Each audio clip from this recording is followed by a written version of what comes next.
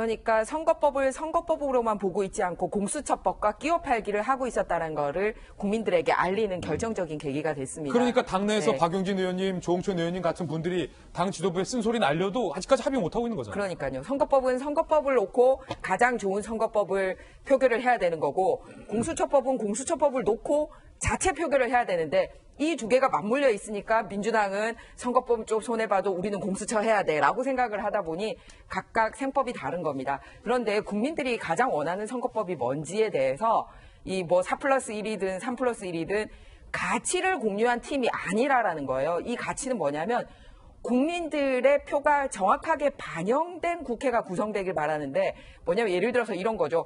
내가 뽑으면은 박용진을 뽑으면 박용진이 되는구나라고 예. 알고 사람들이 찍는 거고요. 예. 김희정을 찍으면 김희정이 되는구나라고 알고 찍어야지 되는 건데 지금 나오는 이 누적이법은 어떻게 되냐면 내가 이 표를 찍으면 누가 당선되지? 이렇게 모르는 거예요. 그렇지. 예를 들어서 비례대표 같은 경우도 그냥 비례대표가 아니라 세 종류 비례대표가 나와요. 어떻게 되냐면 비례대표 명부에 있는 순서대로 되는 비례대표가 있고 구제용 비례대표가 있고. 예, 구제용은 뭐냐면은 지역구 떨어진 사람 중에서 그 250 몇 명 중에서 어느 누가 또 비례대표에 오게 될지 모르는 거고요. 그렇죠. 또 마지막으로는 연동형 해가지고 들어오는 비례대표가 있는 거예요. 그러니까 내가 주는 표를 가지고 누가 순서대로 국회의원이 될지를 모르고 표를 찍어야 되는데 이거야말로 민의의 왜곡이라고 생각을 합니다. 그리고 선거법을 어렵게 만들면 어렵게 만들수록 국민들은 정치에 관여하지 마. 이 얘기가 되는 거예요. 명확하게 씌워야지 참여를 할 수 있는 거거든요. 그런데 민주당이 왜 반대하고 있는지 제가 속내를 말씀을 드리면 이게 정의당이랑 공천 합작을 하든지 해서 적당히 후보랑 이렇게 해가지고 합동 공천하고 또는 정의당이 빠져주거나 또는 정의당 후보를 내세우는 데는 민주당이 빠져줘야 되는데 이렇게 석패율제라든지 연동형이라든지 이렇게 이중등록제가 가면은 2등을 해도 끝까지 뛰는 사람이 많아야 되거든요. 그러면은 민주당이라든지 정의당에서 후보를 포기하지 않고 끝까지 간단 말이에요. 옛날에는 안 될 것 패자 같아요. 부활하려고. 네, 그러기 때문에 결국 손해를 본다라는 걸 알기 때문에 이렇게 반대를 하고 있습니다. 즉 뭐냐면은 가치를 공유하는 게 아니라 서로 오늘 모 언론에서는 야바위 협잡이라는 표현까지 썼습니다. 이런 식으로 하는 건 적당하지 않아요. 그리고 선거법은 1년 전에 개정이 됐어야 되는데 이미 이 자체가 위반이다. 이미 지금 선거법이 있는데 왜 이 선거법으로 하지 않고 이렇게 국민들도 모르는 선거법으로 하려고 하느냐? 속내가 뭐냐? 이걸 우리 국민들이 알아야 될 것 같습니다. 예, 이게 셈법이 자꾸 이렇게 꼼수 편법으로 나오니까 한국당도요.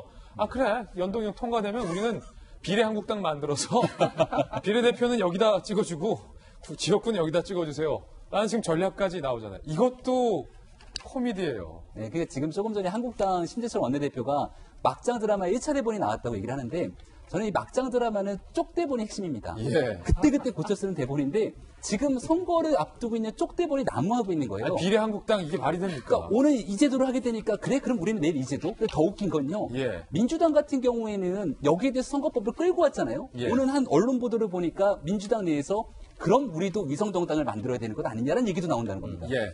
이거야말로 쪽대본의 저는 끝판왕이라고 생각하거든요. 다 위성정당이 있네요. 이런 방식으로 가게 되는 게 과연 국민들에게 어떤 도움이 되는가에 대해서 묻지 않을 재간이 없고요. 결국 선거는 지금 시작됐습니다. 예비후보 등록도 됐고요.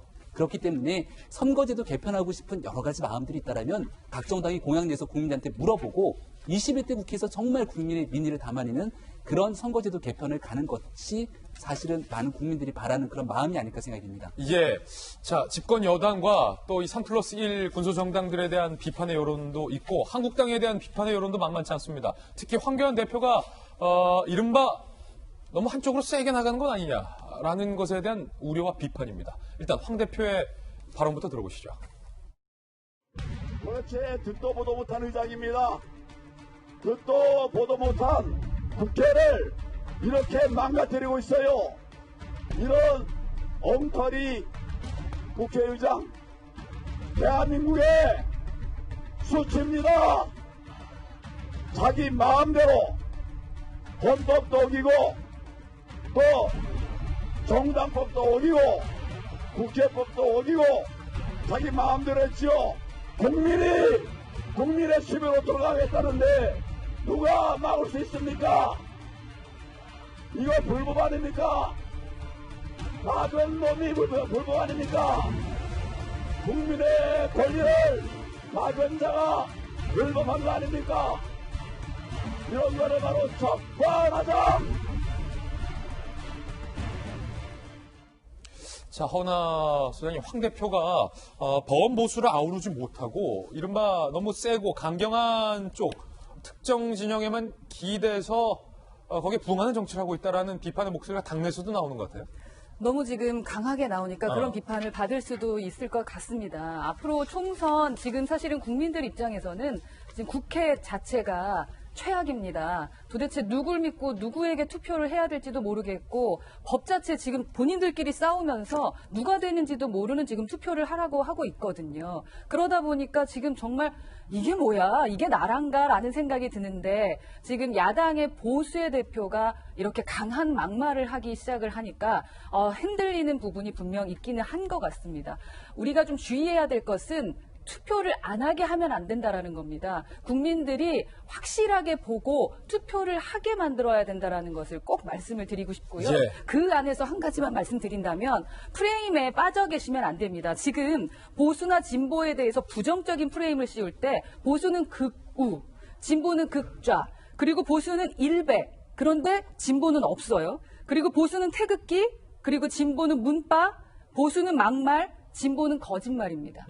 서로의 이 프레임이 있어요. 그러니까 서로 막 공격을 해대면서 서로 나쁘다를 하고 있습니다. 그 가운데 낀 우리 새우등 국민들 어쩌라는 겁니까? 제대로 정치하는 모습 보여주시고 그리고 저희한테 들리게 해주세요. 우리가 알아들을 수 있게 선거법 도대체 누구를 위해서 하는 거고 저렇게 싸우고 계시는 거 뭐 때문에 그러는 건지 옆에 와서 들릴 수 있도록 해주시길 바란다는 말씀을 예. 드리고 싶습니다. 자, 국회 상황에 대해서 여러 전문가분들의 의견 진단해 봤습니다. 사실은 이 유치원 3법과 같은 민생 법안부터 얼마든지 집권 여당이 마음을 먹으면 처리할 수 있거든요. 원포인트로 국민들에게 필요한 민생 법안부터 좀 처리해 주시기도 촉구드리겠습니다.